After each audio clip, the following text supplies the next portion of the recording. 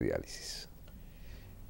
Es difícil de dar una fecha concreta, pero hemos hecho grandes avances. Nosotros empezamos a trabajar en este concepto en noviembre del 2001. Primero fueron pruebas de prototipos muy rudimentarios en una habitación en nuestro consultorio, un poco como en el garage. Después nos movimos a un laboratorio en el Hospital Cedars-Sinai en Los Ángeles, donde seguimos trabajando hasta hoy en este concepto. Y después empezamos una vez que desarrollamos el primer prototipo que trabajó en el laboratorio, la segunda etapa fue de hacer estudios en animales. Los estudios en animales se realizaron en el 2004 y el 2005. En el 2006 y el 2007 se hicieron los primeros estudios en seres humanos. Y hemos demostrado en dos estudios que se han hecho en Europa, uno en Italia y el otro en Inglaterra, hemos demostrado que es perfectamente factible, posible y realmente eficiente utilizar este equipo en seres humanos. Ahora que hemos superado la barrera de hacer los primeros seres humanos, y gracias a Dios todo anduvo bien, nadie se murió, nadie se sintió mal, todos los pacientes estaban de lo más contentos, no se sintieron mal, no hubo ningún problema. Entonces ahora que ya hemos superado esa barrera, estamos en el proceso de crear realmente no ya el prototipo rudimentario que utilizamos en Londres, sino algo mucho más miniaturizado todavía para poder salir al mercado. Nosotros estimamos que vamos a conducir todavía este año un estudio más en Europa y a principios del año que viene vamos a compensar, en algún momento en el año que viene, en el 2009, haremos los primeros estudios en seres humanos con el aparato ya industrializado que va a ir al mercado. Si todo va bien, en 1 o 2 años más tendremos a los pacientes en este aparato ya a su alcance. Doctor, ya no tanto en cuanto a la calidad de vida, que queda muy claro con su explicación, pero el costo-beneficio del uso de un aparato de este tipo, ¿estará eventualmente al alcance del bolsillo de un paciente con problemas de riñón? Contra lo que hoy en día tiene que asumir y gastar para atenderse. En general, los pacientes en diálisis no se pueden dar el lujo, no está a su alcance, a su bolsillo, recibir diálisis en ningún lugar del mundo.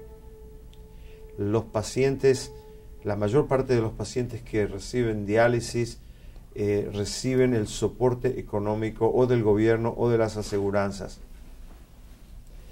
El costo de este aparato probablemente va a ser inferior al costo del tratamiento como se hace hoy. No estamos todavía en condiciones de tener cifras exactas y hay gentes que se ocupan de los aspectos económicos y financieros, pero nosotros creemos que el costo del tratamiento no de 12 horas semanales, sino de 168 horas semanales, va a ser similar al costo actual. Así que no vemos un incremento en el costo del tratamiento y esperamos que obtengamos las grandes reducciones en costo, en hospitalizaciones, en drogas y otros aspectos. Como médico que atiende este tipo de casos, a la hora de desarrollar este equipo, a la hora de verlo funcionando en un ser humano, ¿qué pensó, qué cruzó por la mente de Víctor Gura? Es un sueño. El que va a ser médico por una razón y solamente una, no hay dos. La única razón para ser médico es tener la sensación o la satisfacción de que por virtud de lo que uno hace puede prolongar la vida y aliviar el dolor. No hay otra razón para ir a ser médico. Pensar que al obtener es un aparato como este que puede prolongar vidas y aliviar sufrimiento de gentes es el propósito ultimativo de cualquier médico, ya sea en forma individual a un paciente o en forma masiva si uno inventa algo que se aplique a todo el mundo. Pero realmente, como médico, solamente prolongar la vida y aliviar el sufrimiento de las gentes. Para eso somos médicos. Si no, podríamos hacer cualquier otra cosa. ¿Qué le dijo el primer ser humano que usó este equipo?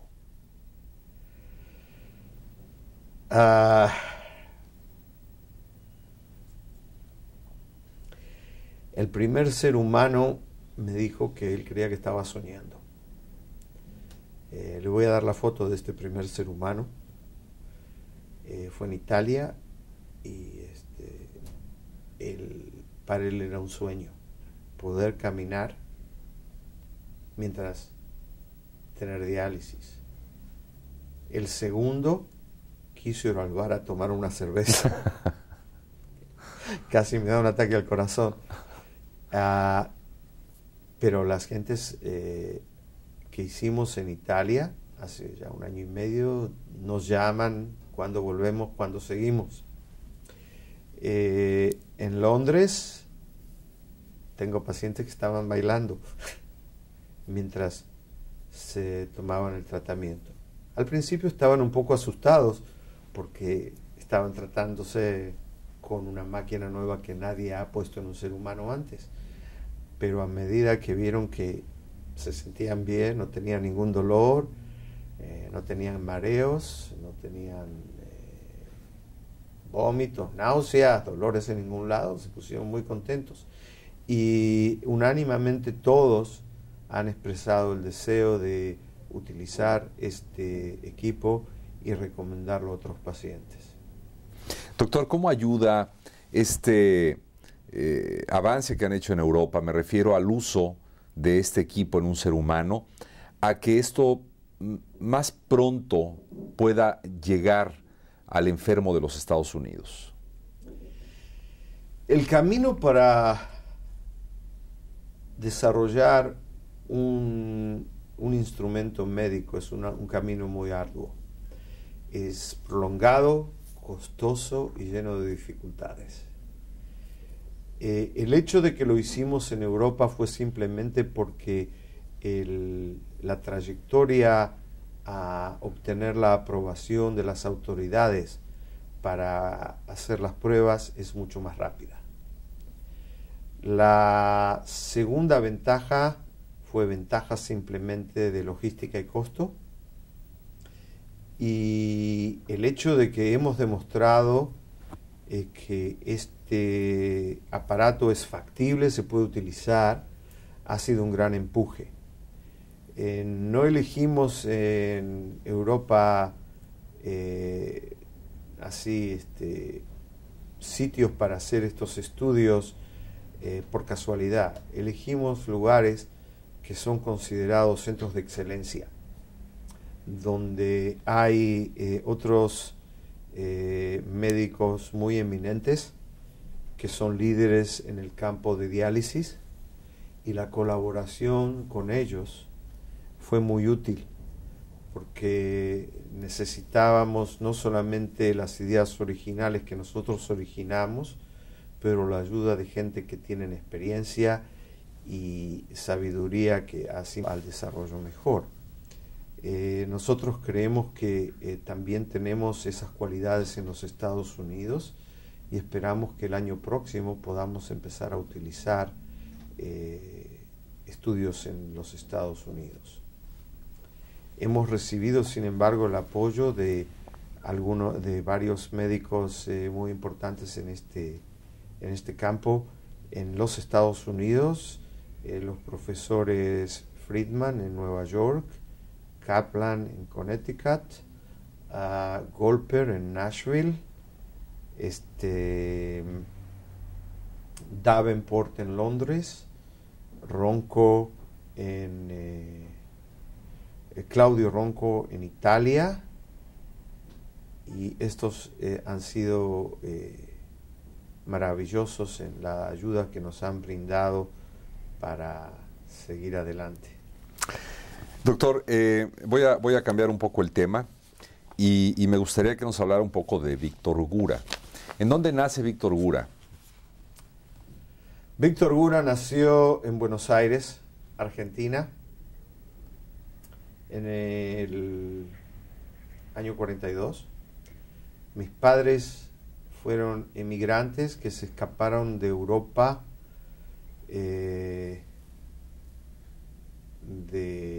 al principio del siglo pasado. Mis padres llegaron como niños de Polonia y Rusia a Buenos Aires. Mi padre fue hijo de una familia muy humilde y sin embargo pudo estudiar medicina y practicar ginecología en Buenos Aires. Y ahí nací, ahí estudié y empezamos. Después de haber estado en esta etapa, ¿usted estudia, entra a la universidad? ¿En dónde se prepara académicamente, doctor? Bueno, mis estudios de la Facultad de Medicina de Buenos Aires en los años 60, y cuando culminé la Facultad de Medicina, la situación en la Argentina no era muy alentadora y fueron años muy difíciles. Yo decidí emigrar y en el año 1900, a principios del 1967, habiendo terminado la carrera en el 66, me fui a Israel. Viví en Israel por 12 años y hice mi residencia y mi entrenamiento en nefrología en Israel, y en el año 78 vine a Estados Unidos. Doctor, desde entonces se ha establecido aquí en los Estados Unidos, concretamente en Los Ángeles. Sí, vine por un año de Israel, en ese momento no pensaba volver, no pensaba quedarme acá. Vine por un año y estuve trabajando en la Universidad de Southern California, USC County Hospital, donde trabajé por 4 años, en lugar de uno que había decidido venir. Y en esa época hice investigaciones en esa universidad, y después empecé a practicar medicina. Empecé a trabajar en mi propia práctica, en diálisis, e ingresé a trabajar en el Hospital Cedars-Sinai, y también a enseñar medicina y actividades académicas en la Universidad de California en Los Ángeles, en UCLA. Doctor, háblenos un poco de su vida en familia, si nos permite. ¿Es usted un hombre casado? ¿Tiene hijos? ¿Cuál es el valor que tiene para usted la familia? Minuto. No se apure. Espero que puedan cortar eso. Sí, sí, claro que sí. Para mí la familia es el valor máximo. Dicen que nadie en el lecho de muerte se arrepiente de no haber pasado suficientemente tiempo en la oficina. Todo el mundo se arrepiente de no haber estado